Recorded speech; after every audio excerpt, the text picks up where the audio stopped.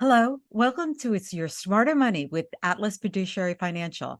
I'm Dr. Laura, and with me is Professor Steve. And today we want to talk to you about the dangers of a 60/40 portfolio. And a lot of journalists have been actually contacting us regarding this. Seems to be a little bit of a quandary. Steve, if you want to go to the next slide, I was contacted by a journalist last week who asked me, what about this 60/40 model? Yeah. Is it dead? Is it still in existence? And, there's a lot of people that have this conversation about, well, no, you just need to stay in the current portfolio and don't make any changes. And actually, he took some other people's comments, and he in Mhm. the article he talks a little bit about how the 60/40 model still may have a future, although we would argue something a little bit different. We do think it is an outdated strategy and Mhm. actually out of just needs to have an overhaul. And so we wanted to explain to you why we think that's the case. Well, I just want to mention a couple things that, first of all, there was an article in the Wall Street Journal, I guess, last week that said that 2022 is the worst year for the 60/40 model since the 1930s.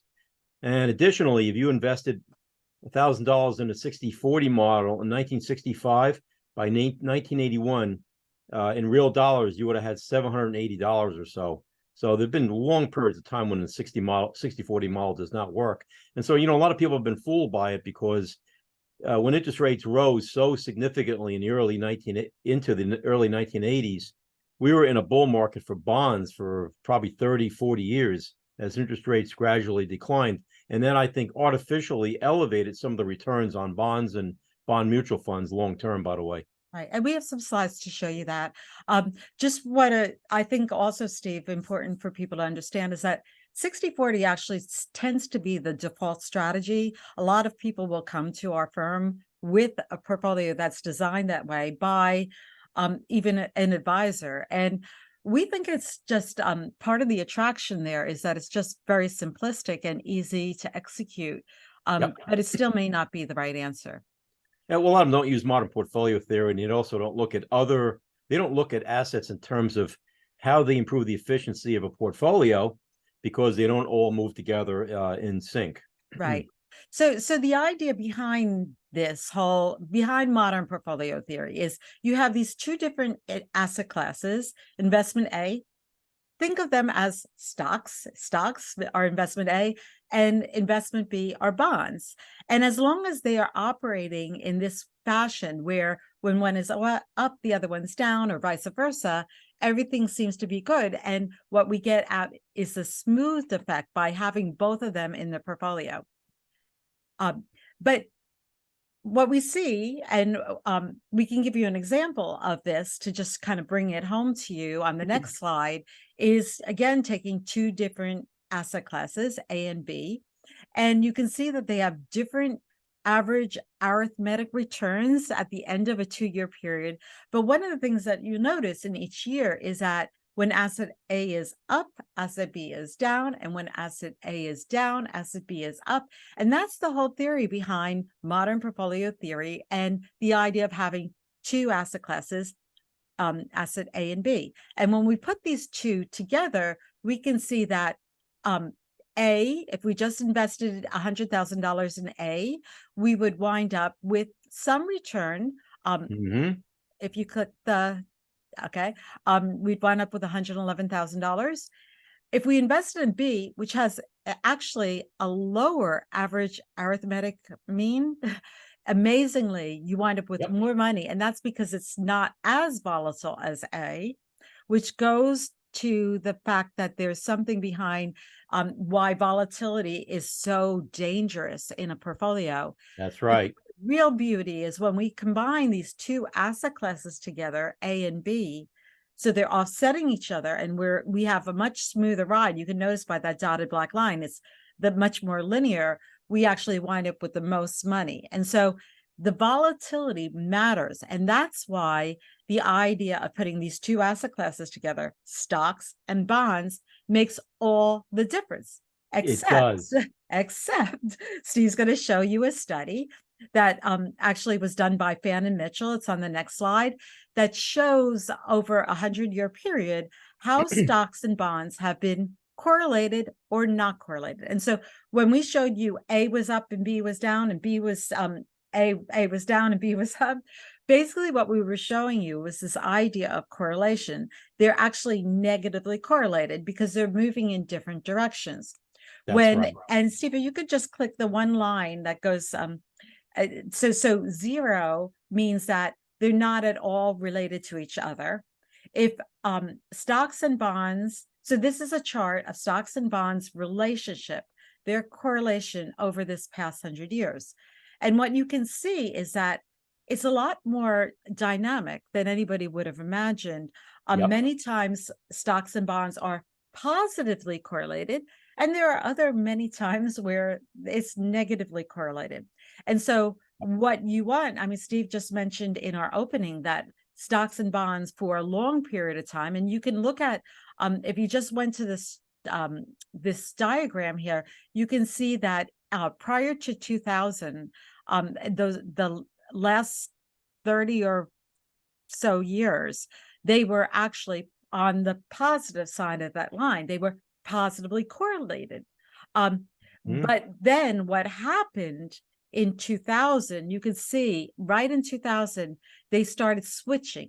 And so for pretty much the last 15 to 20 years, it started ticking back up again in 2015. But really, over that period of time, stocks and bonds were negatively correlated.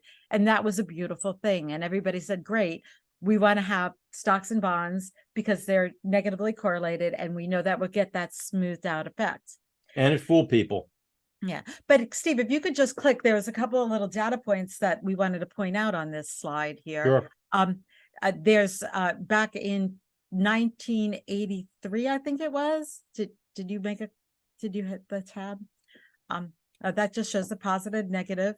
Oh, there you go. Well, okay. So in 2012, we hit the lowest correlation, where they were actually negatively correlated by 91%, which is beautiful. You really look for asset classes that are that disparate when you're creating a portfolio.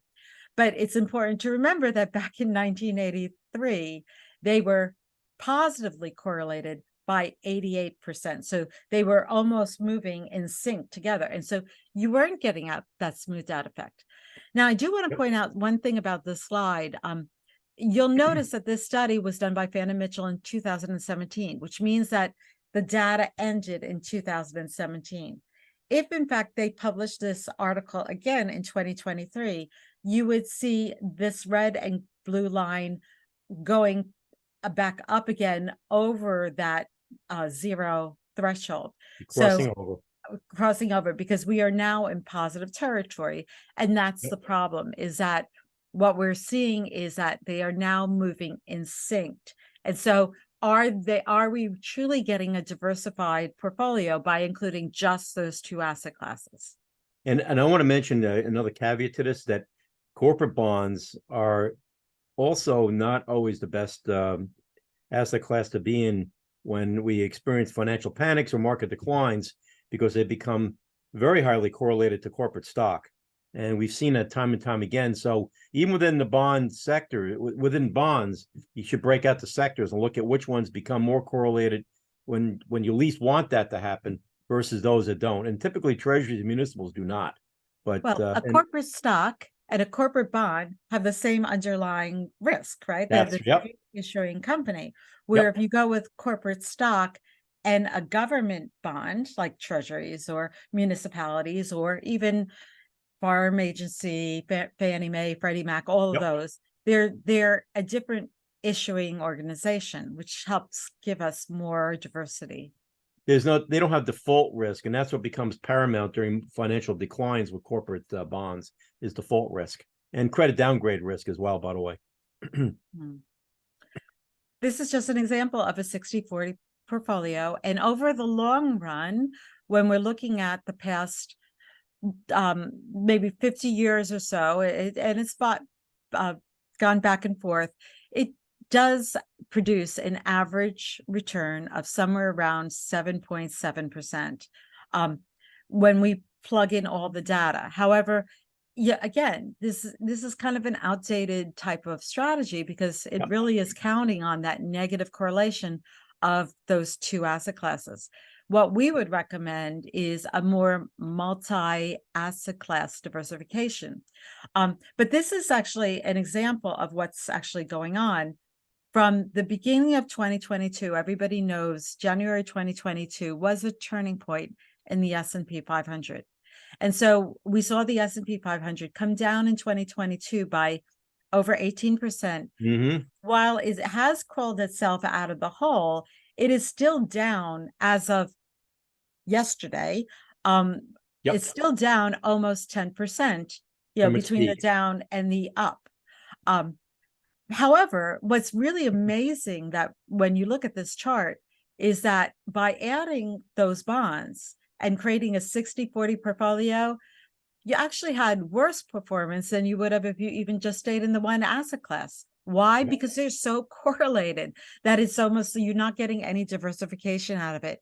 But a 60-40 portfolio over this period of time is also down even worse, almost 12%.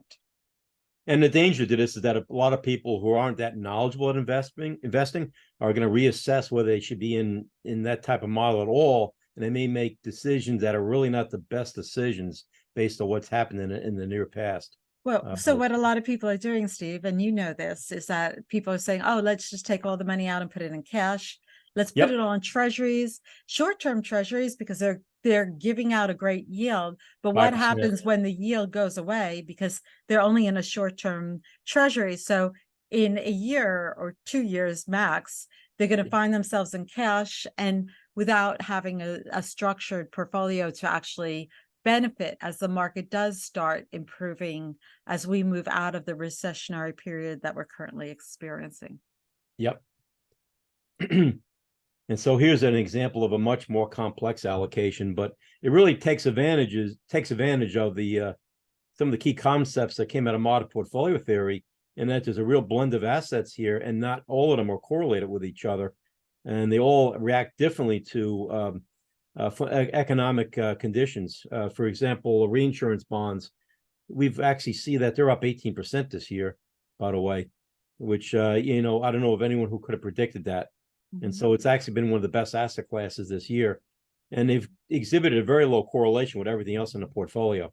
And so you see that really doing this properly requires a much more complex strategy than just going with the 60-40, which for various reasons Laura mentioned that brokers typically recommend, because they don't have to know modern portfolio theory. They don't have to look at the mathematics behind investing and all that stuff. They can just do something simple, which seemed to work in the past, and their view was it'll continue to work.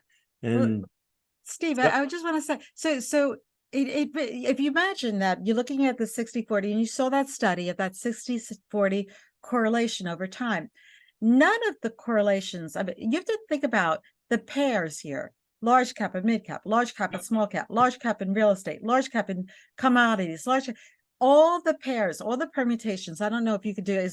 That's a factorial equation, isn't it? It's n times n minus 1. Okay, so I don't know how many combinations that is exactly, but you have to be able to analyze all those different correlations, and they change over time. They're not static. And Nope. so we're not saying that there aren't going to be periods of time where they all converge, but that's going to happen less often. People would say that back in 2008 they tended to converge a little, although that wasn't completely true. And it was only at one point in time. It wasn't before and it wasn't after. And so by having these different patterns of relationships of all these different asset classes, it will smooth out the overall performance, and you will have more money for less risk. That's correct, because volatility is really what kills people. Now, there are some times when volatility is good. It's good in a complex multi-asset portfolio like we show here, and you combine that with rebalancing. Then having some volatile asset classes can actually be quite useful, because what's happening is if you're rebalancing based on a threshold rather than some sort of calendar period, a quarter or every 6 months, if you use a threshold, for example, a 20% change in the value of an asset within the portfolio, in effect, using a formula, you're selling high and buying low. And so having more volatile assets can actually help with you rebalance. You also have that one asset class that's smoother, or a couple asset classes that are smoother. So just because something else is bouncing around, at least you have some stability there. And that's really part of the analysis, is how do you create that portfolio? And the next slide actually shows some mathematical work that we did. I'm using some software that is fairly well respected in the profession, where we plugged in 60-40 portfolio on the right-hand side compared to a multi-asset class portfolio on the left-hand side. And we did 1,000 trials of how did these portfolios perform over a 20-year period. And so you see all these squiggly lines represent all the possible returns, best case and worst case returns. And if you look at the numerical part of this chart, you can see that both of these coincidentally, which doesn't happen often, came out to have an average arithmetic return of 7.73%. So both of them were equal in terms of the overall average return. However, the model on the left, the multi-asset class model, has a lower standard deviation. It's one of the statistics that measures how bouncy the portfolio is. There are some others that we use as well that are probably even more relevant, but this is one that a lot of people understand. A higher standard deviation means that it bounces more. You're on a bigger roller coaster. You're on a bigger roller coaster. A much taller one. So what with this multi-asset class grouping, where there's all these different asset classes that are all doing different things, we're able to reduce that volatility, that standard deviation. Why do you care? Well, if you look at the average ending value of both of these portfolios, they're actually somewhat similar. One is $5.31 and the other is $5.38. So, okay, you don't care on that front. On the best case, the maximum ending value, if all the stars line up over the next 20 years and everything is perfect, you would be better off in that 60-40 because 60% US stocks are driving that return.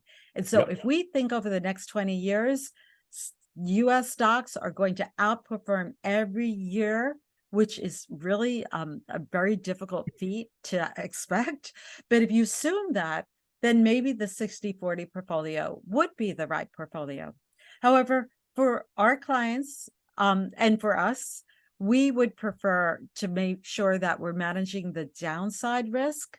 And so, by the way, these numbers that I'm telling you about, it's $1 invested over 20 years. So we're comparing $1 invested over 20 years. Is it possible that you could run out of money? And on the 60-40 portfolio, there are some years where the dollar was broken and it actually wound up being 91 cents. That concerns us, especially if we could be in a portfolio like a multi-asset class model, such as the one on the left, where even in the worst case, the dollar is going to make some money. It's not going to lose. We're not going to actually wind up with less money. And so this combined with withdrawals from this portfolio to support your life and retirement, it becomes even more critical to have a less volatile or less of a roller coaster, especially when you're withdrawing money, because there's possibility that if you withdraw money and your portfolio declines significantly, you may never recover. So it's a much smoother path is much better if you're in retirement as well. And it also keeps people invested, right? Because that's we want to keep you invested so that when things do start coming back, you're going to be a lot better off. And so we believe, we've been told by a lot of our clients that they're very happy with where they are today, because while they aren't having these wonderful stellar returns, they're not down like the returns that we just saw in the prior model before. And so they're feeling more confident that, okay, I could ride this craziness that's going on all over the world and wait till things settle. And they will. Yep, they will. Yep. So the idea again, it's football season right now, and I know Steve knows nothing about football. I know even less, Nah. although I do know there's two kind of groups. Every team has a defense line and an offense line. And so we're showing you the defense line, and you see there's all these different roles that each of these folks play. And while you might find that some of the players on the defense line are really, really critical to specific plays, there might be others, maybe it's the cornerback or the free safety, who are not going to be involved in every single play. They're going to be sitting back. So what do you do as the I don't know, are they called the cats? What do you do as the manager of this team? Do you take out the free? Okay, fine, you didn't play in the last 3 plays, so we're going to take you out of the game. Absolutely not, because the minute you take him out of the game, you know that there's going to be he's going to have a role in the game. And so that's why if you click this, Maybe he was sleeping when he snapped the ball, right.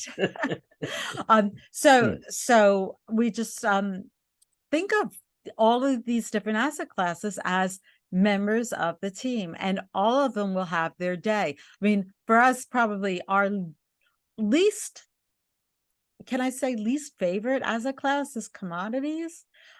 They're very volatile, Yep. and they tend to be not great performers. However, over the past year and a half, or almost 2 years now, they have absolutely saved the day. They have been Yep. one of the top performing asset classes. So we would be foolish if we had in 2019 said, oh, they're not performing, let's take them out of the game. That would have been a bad move, because Yep. It would have been. they Yep. were called on to play in the past 2 years. And so we don't have a huge allocation toward them, but even that small allocation made a big difference when an asset Absolutely. class goes up 60 or 70% in a year and a half, 2 years. That's a big impact. So Right now, real estate's probably our least favorite asset class, right? yeah, It's down, but real estate it's known to bounce back very, very quickly. quickly. And to remove that out of a portfolio would be a bad move, because at some point, Yep. primarily when the business cycle starts turning, that asset class is going, that and small cap, there are a couple asset classes that are going to be leading the pack, and we want to Yep. make sure that we have a presence there. Yep. Private equity may as well when IPOs start to increase. That's right. Okay. So this is our thinking around the 60/40 model. I know that there are people that are, maybe they are not liking what we have to say, because the 60/40 model is just so easy to implement. But we would say that it's definitely losing, it's not taking advantage of what modern portfolio theory and the science is all about. It's not taking advantage of that true diversification that is required to reduce risk. So I hope this was helpful for people to understand. As always, we are available to talk to you about your individual portfolio, and happy to do so. So please contact us. Bye.